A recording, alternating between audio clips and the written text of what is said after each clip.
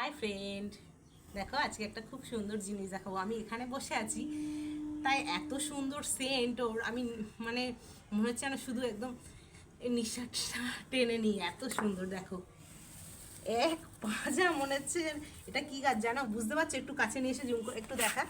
হ্যাঁ, এগুলো দেখে কি বুঝতে পারছো কি গাছ? বলে দেবো, তোমরা কিন্তু কমেন্টে জানিও কি গাছ এটা। এটা কিন্তু পুদিনা পাতা। আর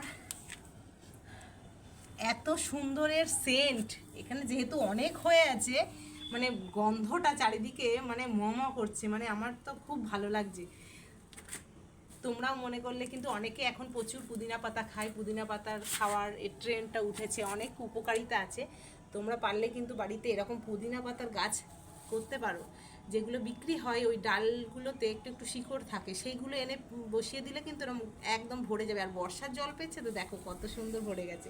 আর এদিকে পর্তুলিকাটা দেখো, সেও দেখো ভরে গেছে, জায়গা পাচ্ছে না এখানে।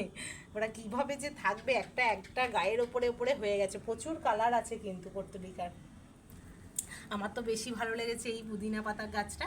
দেখো তোমাদের কার কার বাড়িতে আছে। আর যারা পুদিনা পাতা খেতে ভালোবাসো, আমি বলছি প্লিজ তোমরা এই রকমভাবে বসিও, দেখো কিনতে হবে না। আর এই রকম বাড়ি থেকে তুলেই খাওয়ার মজাটাই আলাদা। টাটা।